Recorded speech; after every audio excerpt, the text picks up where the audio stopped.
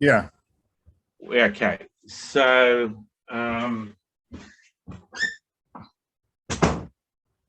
the only one home, but I feel a little self-conscious with the office door open. So I did this presentation for the Australian Historical Association, which is your equivalent of the American Historical Association, peak body of historians. Last year, because of COVID, we were online.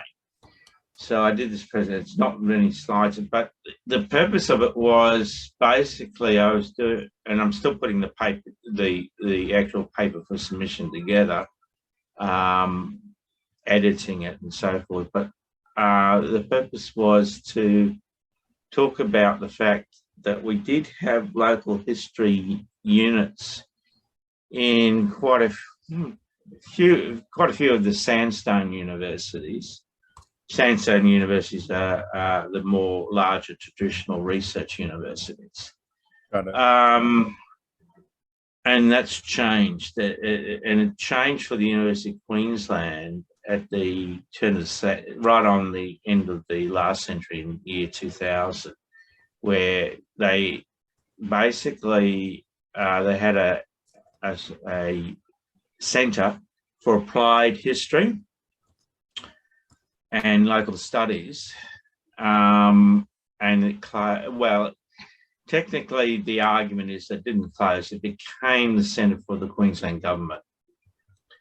So immediately, sort of with the name change, you see a real problem where the community education, local people, I suppose, basically are being well, you could swear and use some really terrible adjectives, but they're basically being screwed. Right.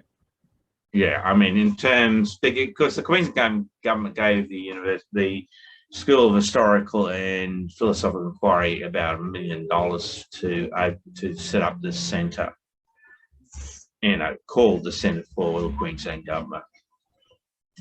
You know, the argument is that, you know, well, we're just doing the same thing. You know, we're just mapping regions and local areas and telling the stories. But, you know, it wasn't the sort of things that I'm doing at a cutting edge from outside the university in a community education setting rather than the university setting. So that's this. So this slide, it's not very many, but this is sort of a combination of the story being a combination of university institution, community education groups, and my own personal history. They all intersect in this story. So, you know, so here basically, Rod Fisher was one of my mentors. At that time, it was called the Department of History. It hadn't amalgamated with the other schools to become a kind of a super school, which is okay because I end up sort of doing, you know, my work tends across philosophy and sociology anyway, and ended up doing philosophical studies in University of Melbourne, which I'll get to. But the point here is that Rod Fisher basically began this unit. And the unit in the Department of History, looking at applied history and local studies, worked with the community. So out of that, Rod Fisher, he died in a decade ago in Brazil, you know, in his retirement. But he started the Brisbane History Group. So you've got the unit, and then you've got this Brisbane History Group, which is basically your community organisation of community education or history research and writing and so forth. So there's this clear sort of connection between the university and the community in terms of what they deliver. And then I worked at the University Melbourne. I ended up working in the University of Melbourne.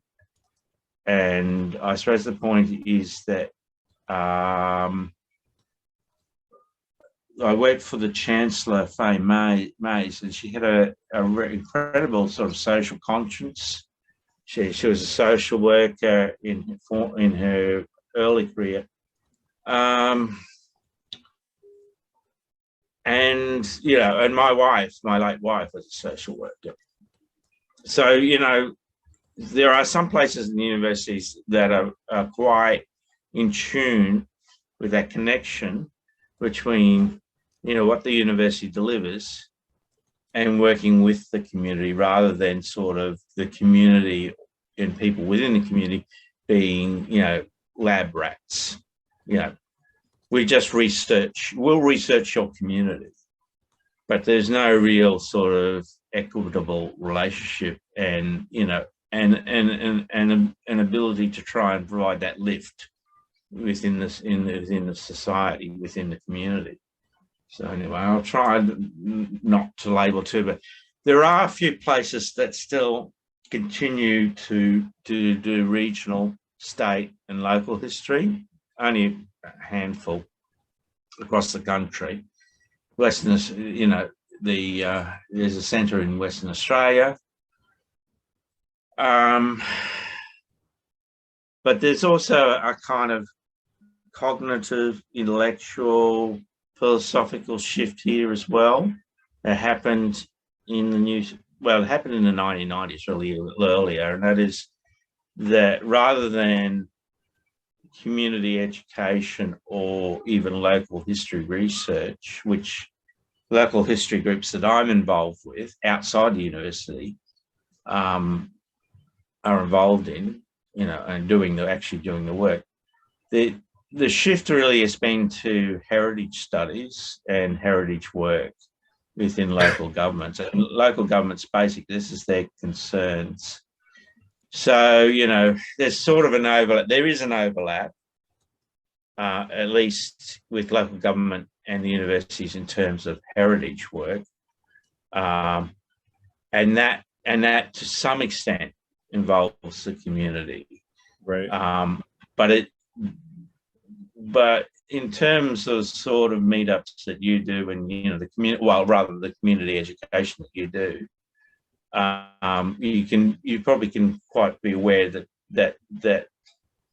that's a very narrow and certainly a strong materialistic focus in what's being delivered for the community, but it doesn't really get to the history. Right. And certainly not to the community education. Right. So I told you about the Centre for the Government of Queensland, and, you know, they have a reasonably strong web presence.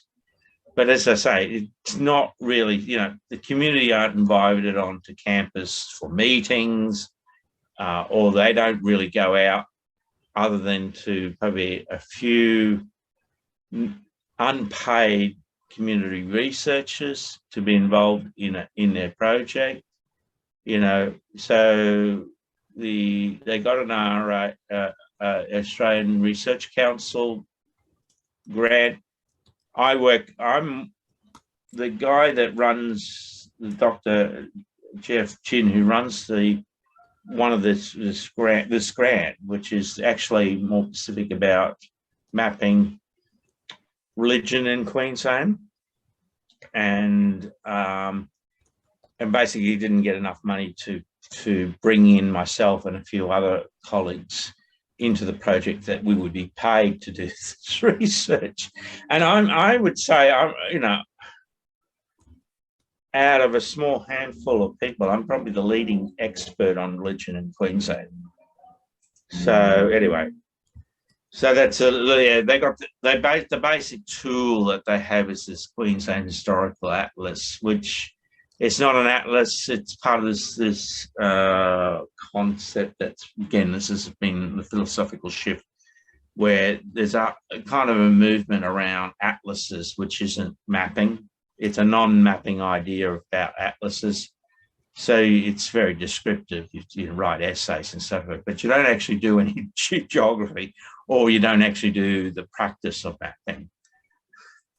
Yeah, and again, that cuts against community education, and that cuts against, you know, the sense of people in their sense of place. You know, I can't. I hope you're getting this. This is really, you know, it might be hard for people to understand, you know, because it's abstract. But if you're not doing mapping, you're actually cutting against people's sense of their place. You know, there's no spatial context here. You know, I'm sorry, I'm really angry about it because it's just cognitively, intellectually, philosophically, it's so stupid. So, you know, it makes me pretty angry. Anyway, that's the direction that the school's gone into, Chase. However, there's some positives here as well, though, across the country. I'm a member of the Australian Aotearoa that is New Zealand Public History Network. So it doesn't do a lot. But it at least allows a lot of independent researchers outside the university, and also the academics in the university, within the schools, who are feeling marginalised, because they're the ones that are actually working at that coalface of public history, working with the communities. So, you know, so we've got this network up and going. So things are shifting from probably the first couple of decades of this new century. Things are starting to shift, you know, as a response to the fact that, you know, universities, I was a research officer in the Office of Vice Chancellor, working with 4 Vice Chancellors, you know, like first at Griffith, then mostly at University of Melbourne. So, you know, the argument was, you know, around community education. We're not ivory towers anymore. You know, we're engaging with the public, we're engaging with the community and all this. But the trouble is that there hasn't been a significant psychological and change in the ethos amongst academics. It's still horribly this sort of, you know, well, we did this research and some of this research is happening out there, but that's not particularly important. I mean, we're not ivory tower, we're just ivory tower. Yes, yeah, and that culture still continues. Yeah. No, I get it. Like, people often, like, it's doublespeak, you know, it's I forget the book, but it's doublespeak. And people will often say we're not this, but then that's exactly what they are. So yeah, exactly. So this reflects my personal history. You see that my young daughter there. Cool. She's 21 now. Nice. So, you know, Dad's, you know, she's saying, "What, you want a history career?" Laughing her head off. Yeah. Oh no, that's my oldest daughter. Sorry, that's Genevieve. Sorry. Yeah. Yeah. So she's 27. Cool. So yeah. Anyway, I've been doing a lot of research, quite depth. I'm also a member of the Australian and New Zealand History of Education Society, and I did this paper around what we did in Melbourne. So again, it's not a completely bleak story. So with Glenn Davis, who was the Vice Chancellor there, we rolled out this new Melbourne model. I had worked for the previous Vice Chancellor, Alan Gilbert, and he created the Melbourne model, but now it's the Melbourne model really refers to what Glenn did, you know, version 2. So, and you know, there's a lot of challenges in this model, but you know, it's not perfect. But you know,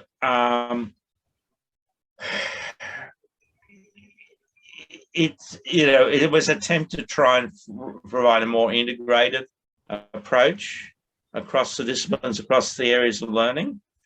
And I think that's very good. I think one of the challenges was that higher education in Australia is very much driven by a political agenda around jobs and what politicians think that are viable careers. And so, you know, there's sort of this stupid, again, I get really angry, and people probably find me, a bit reactionary. But the thing is, it is so bloody stupid. Everyone knows that this sort of, we've had decade after decade of politicians saying the jobs of the future are going to be X, Y, and Z. And it's never worked out that way, you know. And they tend to talk about generations of young people as if they're homogenous, as if all young people are going to go and, you know, they're all going to become IT experts and they're going to make millions of dollars as IT entrepreneurs, you know. You know, you've heard this. Yeah. You would have heard Yep. That's right. So anyway, the pics here when I was working that's when I was working at Griffith on the left-hand side, and that's when I was working at in Melbourne. So there is an intersection here between personal history and the institutional history and community education. So so that, you know, goes to the problem is that people in the university don't really understand what the need is in terms of community education, and people in community education don't really understand, you know, the dynamics of the universities and get very frustrated. So, you know, I work with the local history groups, and I've come across a couple of really good researchers without degrees in history, you know, but they do need training. They do need training. It's like they do a really good job, but often they're not really understanding what they're doing. Mm-hmm. And, you know, and unfortunately, unlike IT and science and, you know, there are areas in the humanities like history where people think, you know, anyone can write history, anyone can research history. You know, it's not a highly skilled occupation, and I don't really understand that there are methods in historical research, and more importantly, there are ways of understanding history that are very different. So yeah, I'm a member of the Professional Historians Association of Queensland, so, you know, we're out there in the marketplace working with communities. I'm just going to skip through these. And there's, you know, and there's a whole lot of literature here that I've been tapping in terms of my research between the connection between the universities and the local communities and community education. You know, I'm working with also had a meeting, meeting Thursday night around with the Brisbane Southern Sustainable Suburbs Forum. So, you know, there's now an emerging forum around town planning and city development, particularly, you know, in terms of neighbourhood plans. So we've got this forum is now an emerging collective of different professionals, engineer, you know, environmental scientists, myself as a historian, you know, people in disability advocacy and management, you know. So we're all coming together trying to develop a process in the forum for action in terms of the community but it is community education, because it is about trying to get a two-way street of getting from the community what their environmental neighbourhood plan concerns are, and also to educate them in terms of how all these issues tend to fit together. So, you know, the literature's there for 100 years or more, 2 centuries probably, even in terms of the emergence of the city. You know, it's there, you know, in terms of understanding how a lot of these complex issues are fit together. It's just that we have councils or municipalities where the politicians, they don't like being called politicians over this side of that we're councillors, we're not politicians, but they're all about sort of hiding really the deep thinking on these issues, so that, their PR sort of stuff comes through. And so councils can sort of railroad or push through their particular agenda, which it tends to be, a collaboration with developers. And the community is not wised up to the fact that we've got a couple of centuries of history here of that sort of behaviour happening, and the fact that there are better developmental alternatives, for neighbourhoods. Yeah. So anyway, sounds like a graft sort of situation where they're probably getting kickbacks from the developers, and so they give the developers what they want, and that comes back. I don't know if I said this saying in the session you were in, but I think that power should be used to empower rather than to overpower. And, most politicians use it to overpower other people and control other people. And I have a paper on why I think that is, sort of a lack of their own self-control. They want to control others, and a sort of sense of like, lack of control over themselves, by controlling others. It's like, eating more food to try to quench your thirst, and you never can get enough power that way. So, but that said, let me let you continue. So, no. And I'm getting to the end here. So, really, I think a lot of my thinking about history and community education is around fit. You can't get too obsessed about a particular feature. It might be an important feature, but often you have trends, and in education you get trends in teaching and learning and so forth. And the trouble is, of course, it becomes fashionable, and everyone sort of flocks to this idea.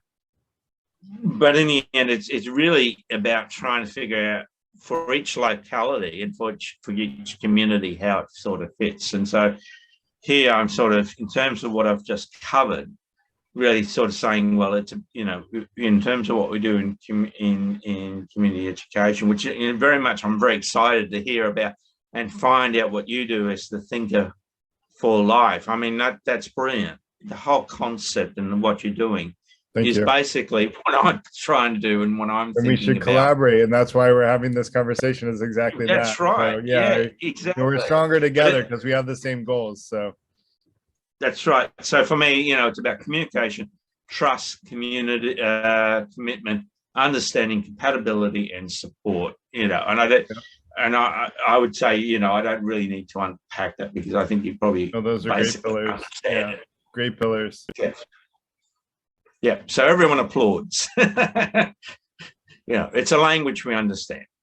Yeah. So that's it. Yeah. No, that's great.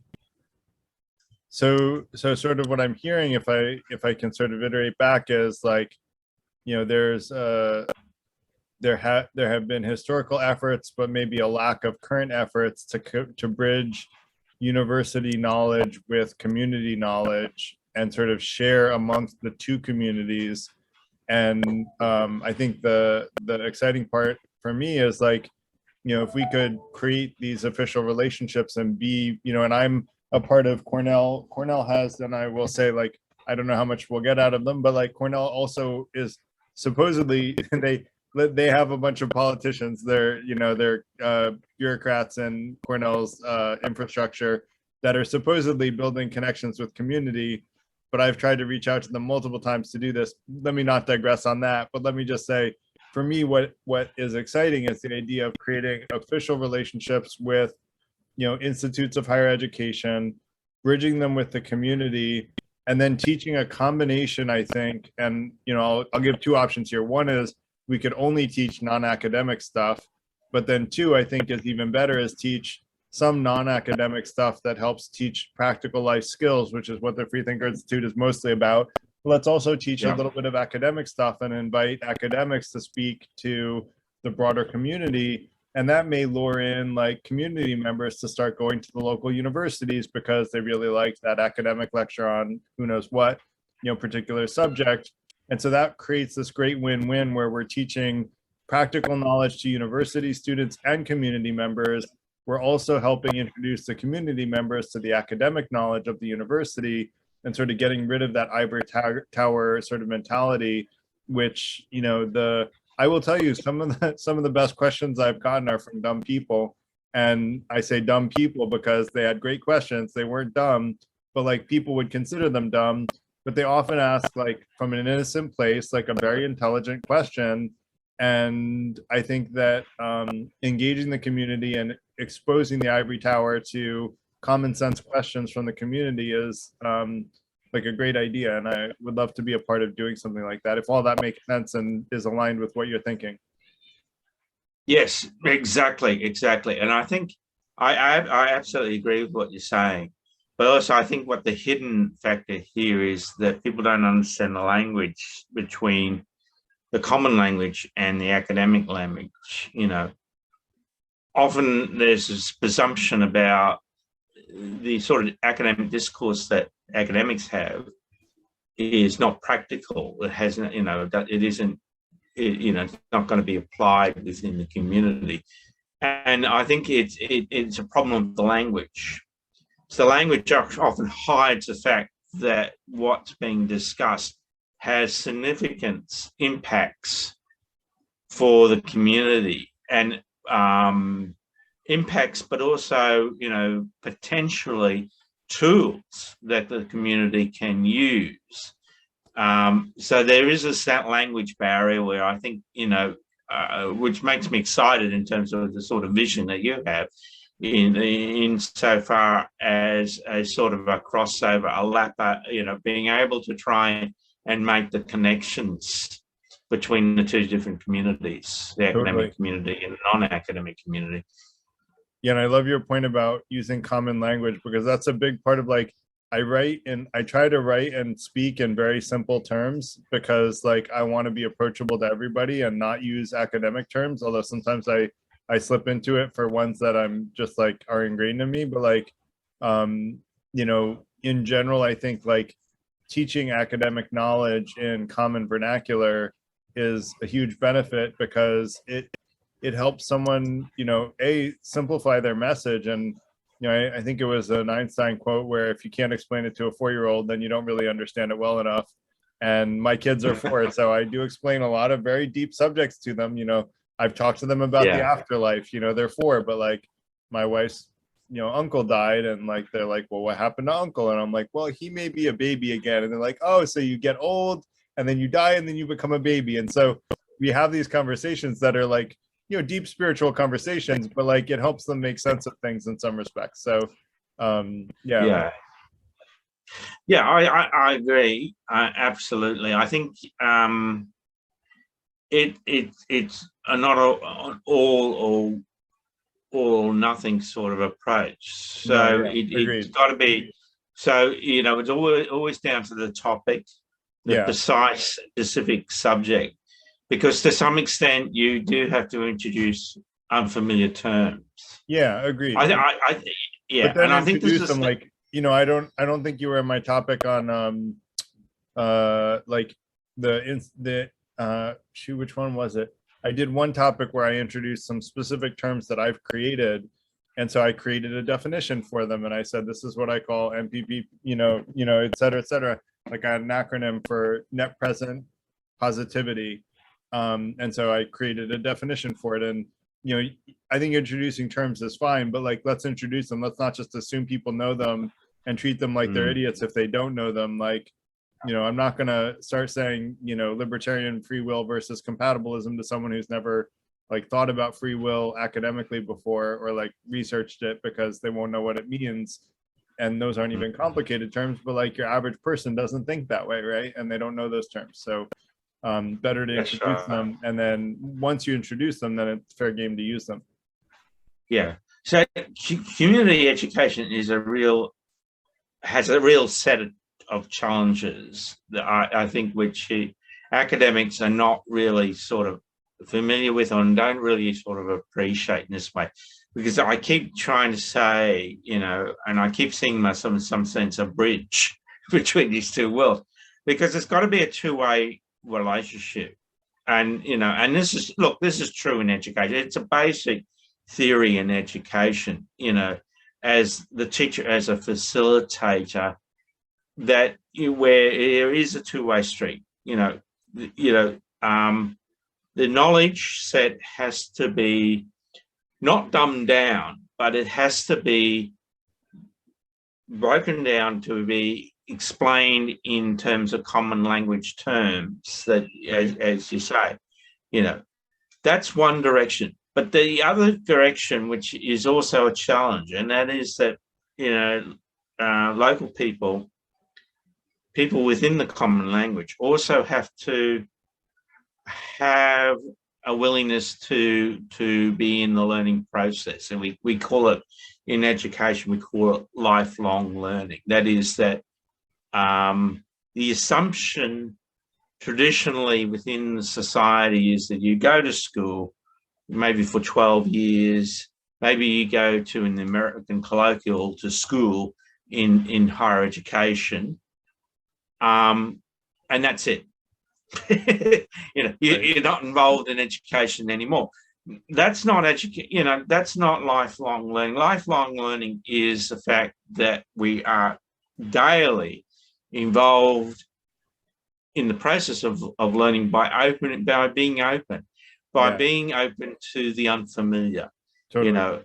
This is unfamiliar to me, but if I'm open to this, willing to sort of do the things I need to do, I will achieve a learning. I will become more knowledgeable on a particular subject, maybe become a little bit more wise as I sort of cast my eye across all various learnings and the whole lifelong learning journey, Right. So yeah.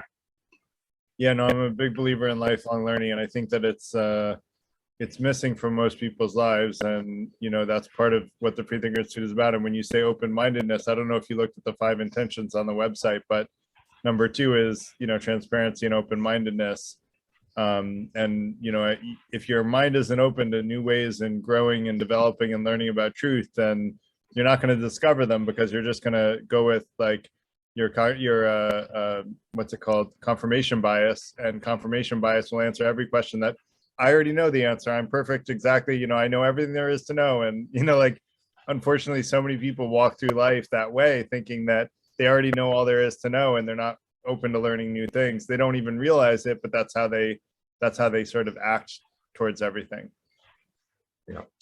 Okay. To be sort of get on the business end in terms of being very practical, Sure. And so we've agreed in terms of sort of trying to find this global collaboration, and also to introduce a global conversation around community education.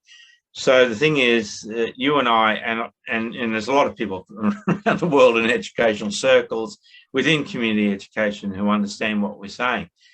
It's trying to get the message across. So that's basically the point that I want to sort of move forward on.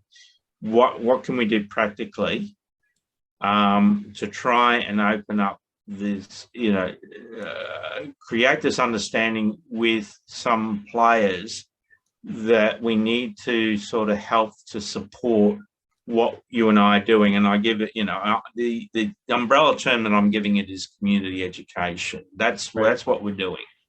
Right. So, the fact you're recording perhaps is at least one thing. I'd like to get a copy of it. Yeah, I'll get it. Because I think, because I can use that to introduce to some of the people in the universities, our thinking. Great.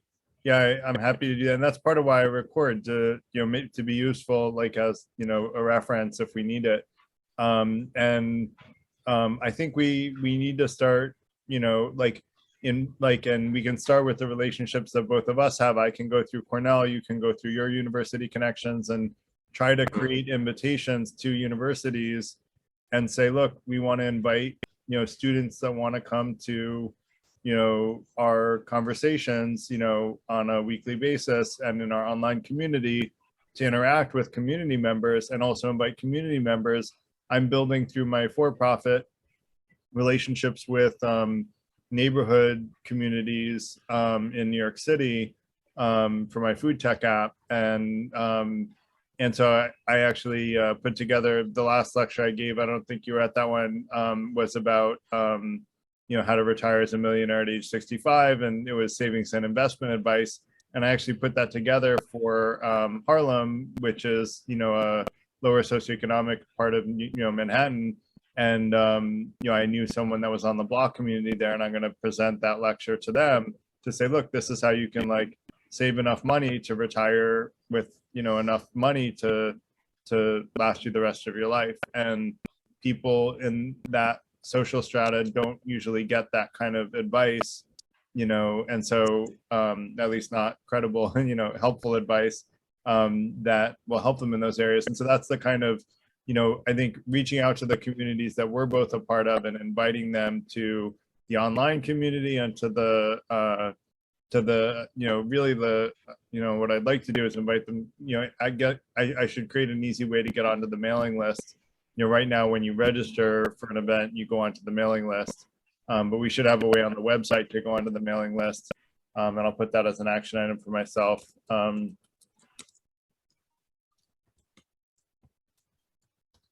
Not a good multitasker. So,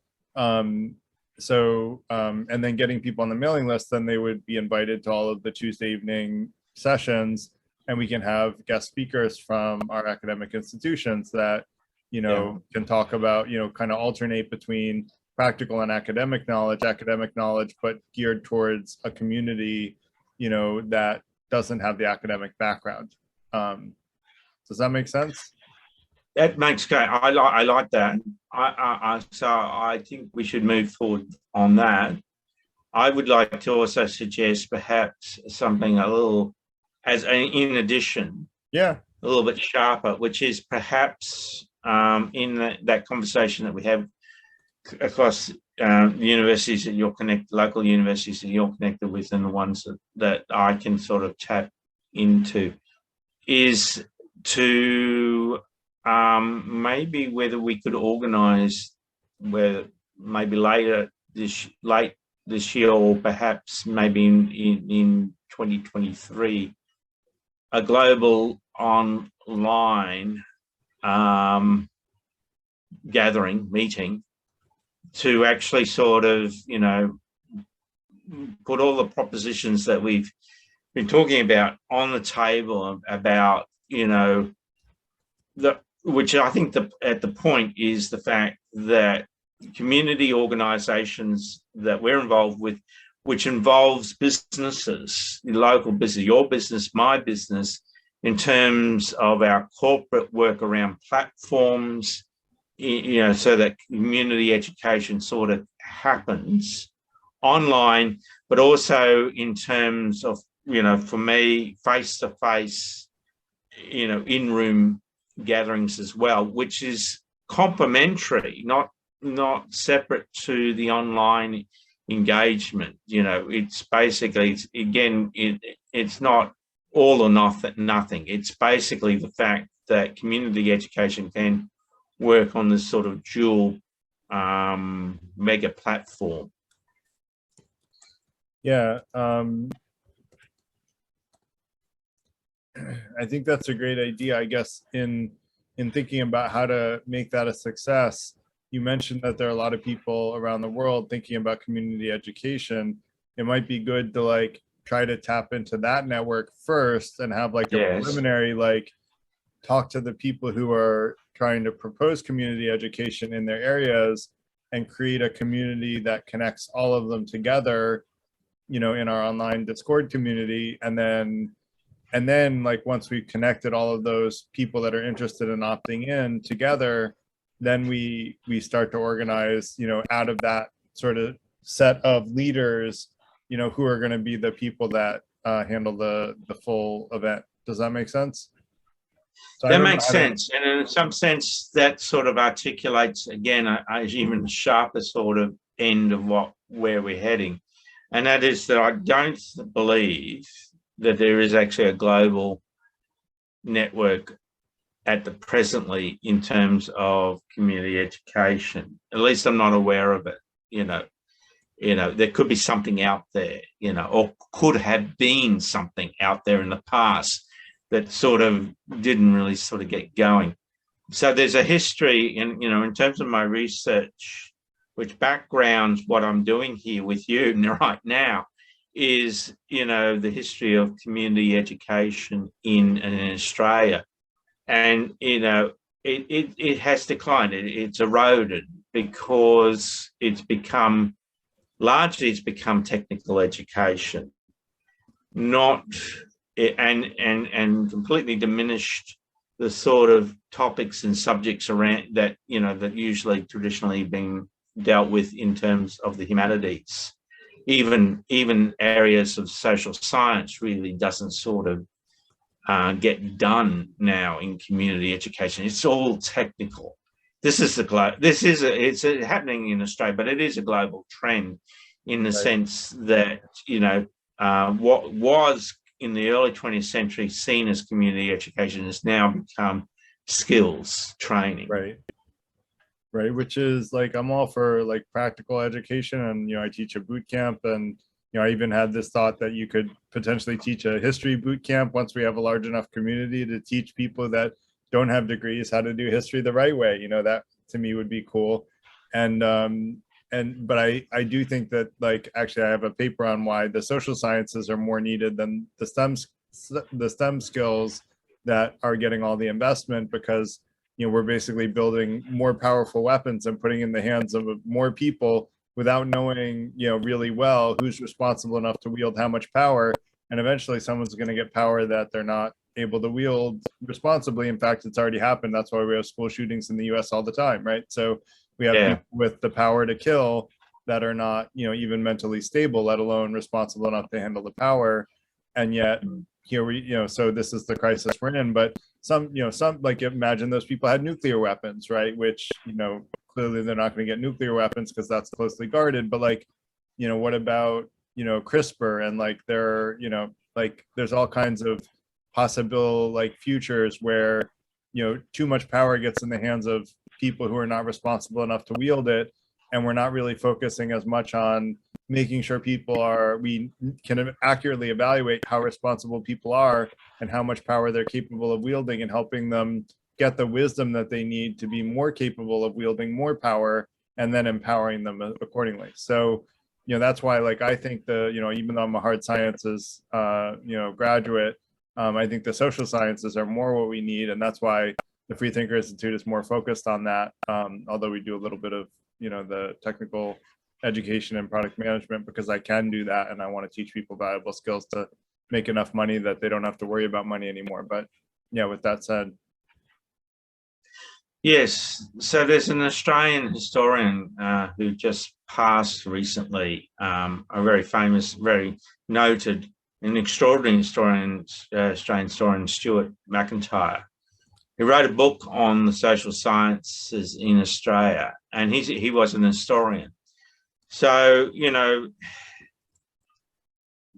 there was this sort of argument decades ago, around the time, well, I think a little bit after Stuart had written the book on social science in Australia, which sort of, in some sense, that, again, part of this narrative about, diminishing the humanities. We don't need the humanities, we've got science.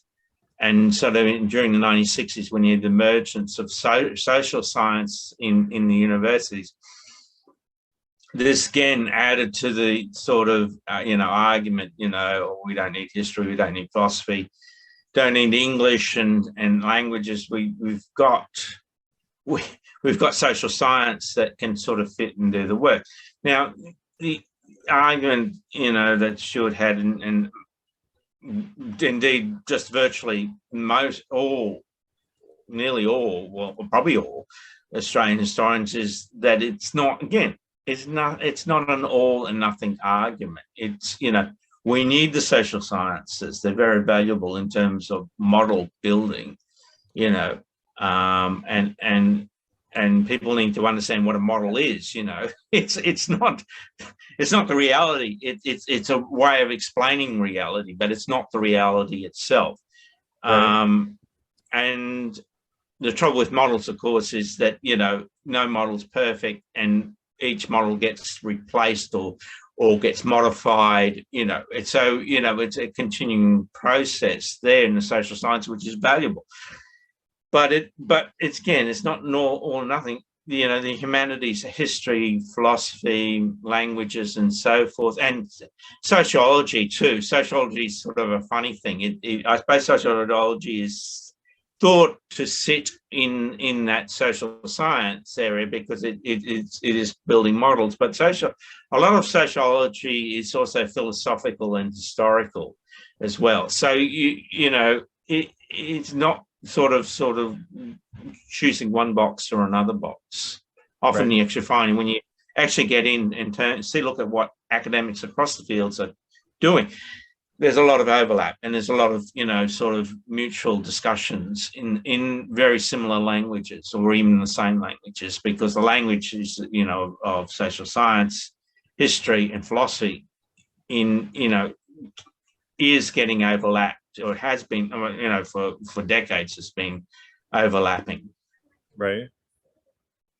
So, you know, I think you're right. I think it's all important. We need to, in many ways, what my research is about in terms of projects in another direction is around worldviews.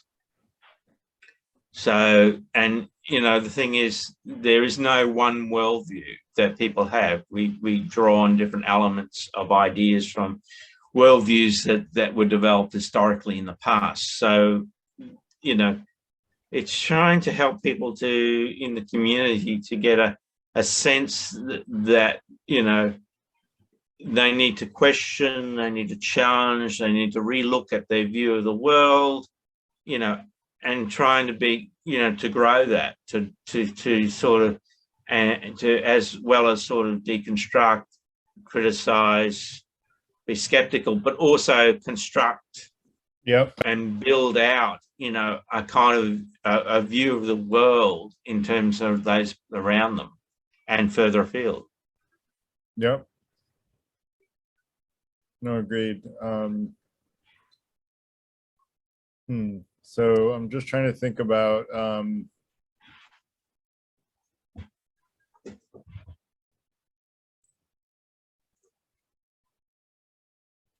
what is the way to reach the people that are interested in community education, you know, globally? What's the best way to find people like that? I guess we could like Google for people that are writing about it. I don't know, like if you have a better approach than that. That's just, you know, my first. Well, I think it goes along with the two ideas that we have. We can start building, you know, the connections. You put out maybe like this little video that we're doing. Yeah. Put it out, invite people to come and, you know, look at it, watch it, and then contact us and look at ways that the two ideas. I think, you know, first, you know, the first point of what you were saying in terms of getting people within the university community and on the edge, and also just generally people in, you know, who are interested to come and participate in our meetups. Right. That's one.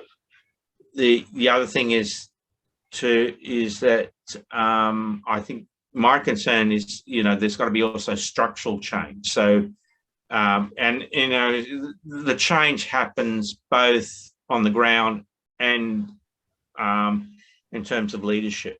Right. So the second thing is basically trying to get the leaders, with the academic leaders, I think, globally, to hear what we've got to say in terms of this video, and then look at perhaps like this year or maybe next year to try and to ensure that there's certain structural points so that,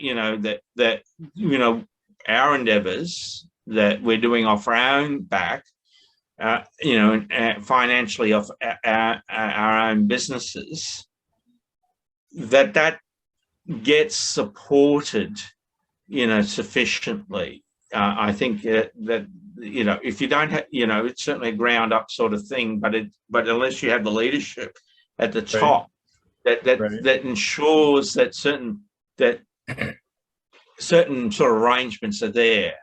I think particularly,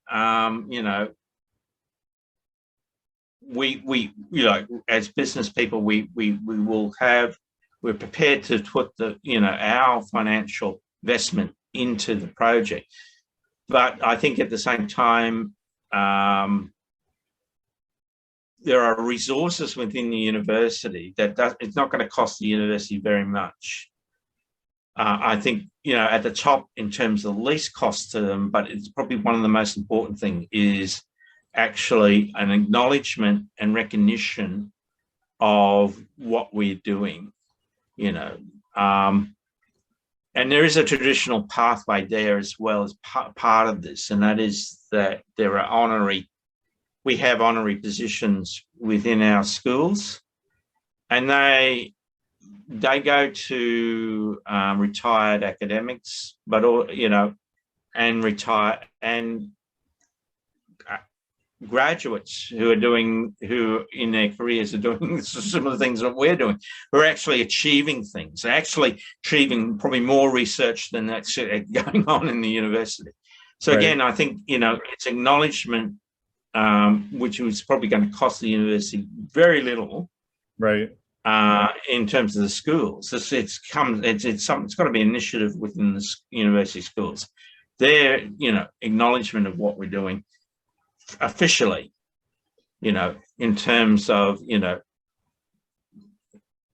Garrett's doing this. Garrett has a sort of unrecognized sort of honorary position, and we're supporting this. We'll actually put our name onto it, and I think that's in the end. I think that's basically what it is. It's that the universities at schools were prepared to put their name to our projects, whether it's a matter of negotiation and discussion. I mean, it could or may not depend. That's a negotiation in terms of what you could do.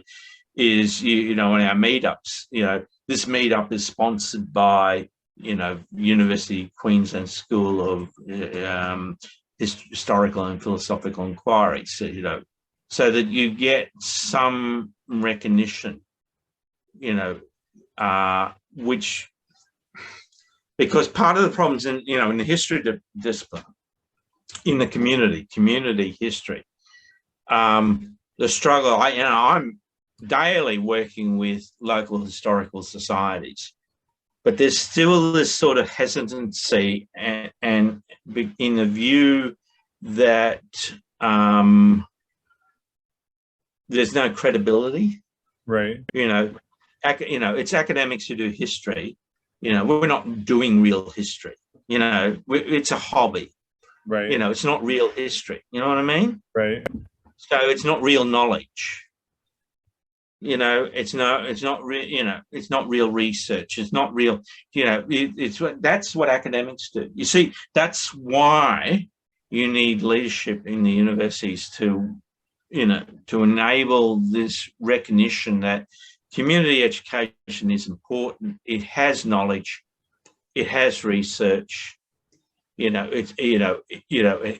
has the recognition of the academy. Right. Makes sense. I think it's a good goal to strive for. I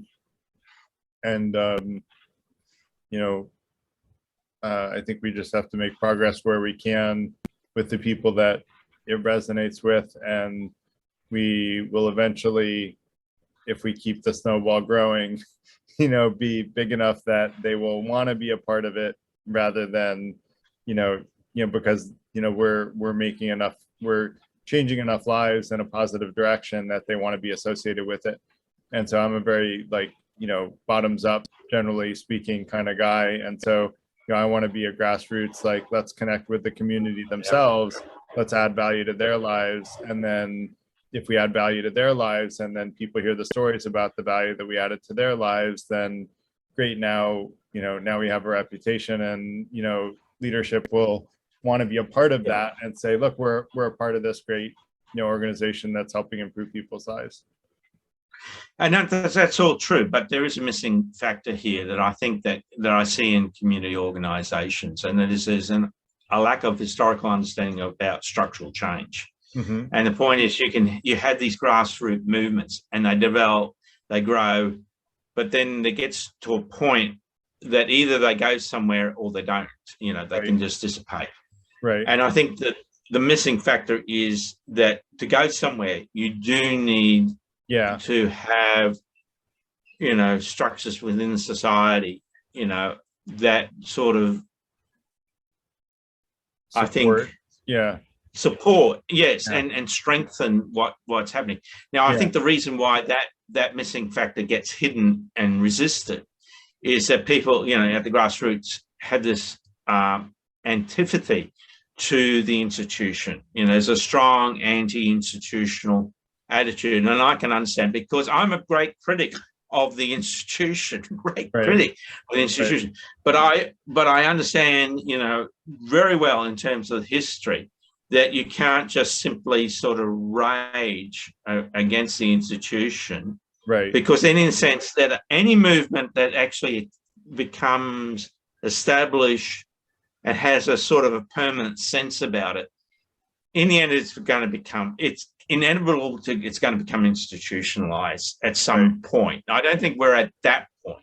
Right. But I think where we are at, where we actually arrived, I think, Brad, we're actually at the point that, as you're saying, that we are changing thousands and thousands of lives, in terms of the membership, my Facebook groups that I use, and I use Facebook as a tool for the community gatherings, in the education. So use that, as well as the meetup platform. I have thousands of people that are engaging with me on that platform. They may not turn up to a meeting, but it's part of their feed. Now, that's an huge impact. The game, again, with academic ed. Now, this is, again, the bridge. The academic ed, again, is this sort of middle world, because it's now drawn in academics in the universities, academics that have sort of been, marginalized and pushed out of the universities, and also very highly educated graduates who are continuing to publish and write, even though they're not getting acknowledgements within academic journals, because that process has become too complicated and too hard. So academic ed is this wonderful online platform that, again, that's bringing us a lot together. And again, the paper that I did for, finding peace in the cultural history wars, a historiographical message, that's got about over 4,000, either views or downloads globally. That may not be a big number, in terms of global literature, but it's a big number in terms of the fact that people are really interested in these sort of bread and butter issues, in the community. People getting sick and tired of the sort of polemics of the cultural history war. They want something more executive. Right.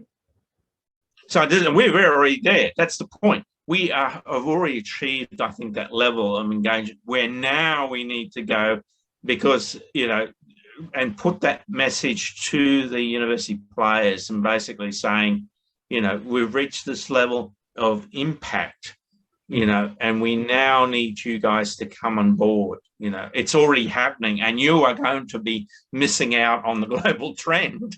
Right. It's going to happen anyway, and you need to be engaged. Right. Cool. So is that a wrap? Yeah, I mean, yeah, I think that gives us a good plan for going forward, and like we can both kind of reach out to the academic communities we're a part of, and you know, like I'm gonna try to, I'll see like, you know, I'll see like what different ways that I can reach out to different communities, and I will, you know, I have to think about the best ways to reach out and how to get in touch with people in the community. Yep, I think so, and I'm always doing the same thing, continue and rethinking that. So, and I think what we need to do in terms of continuing the collaboration, so that we share what Yeah. we're doing and what's happening. Yeah, Agreed. Yeah, and we should have some way. Like I've thought about having some way for the Freethinker Institute to have kind of a leadership team that kind of stays in touch with, you know, what we're working on a regular basis. And so if I can, I'll add you as a person to invite to that once I get it set up. And yeah, we'll try to get like a regular meeting, even if it's, you know, every month or something like that, so that we can sort of touch base on progress on you know, how we're kind of making inroads into the you know, the different you know, goals of like growing the community and reaching out, and I think the, you know, like there's the community outside of the community education, and then there's the academic side, and we can talk about progress on both of those fronts, because I think we want to make progress on both, if that makes sense. that's great. That'll be terrific. Cool. I like that. Excellent. Then I'll add your name to the list, and it's just a small group of people right now, and I'll give you this video, and then I'll put it up somewhere on YouTube, so that you can access it and we can share it, and Sure. I'll look forward to continuing to collaborate with you. Great. Thanks very much, Garrett. Great chatting with you. Okay. Bye-bye.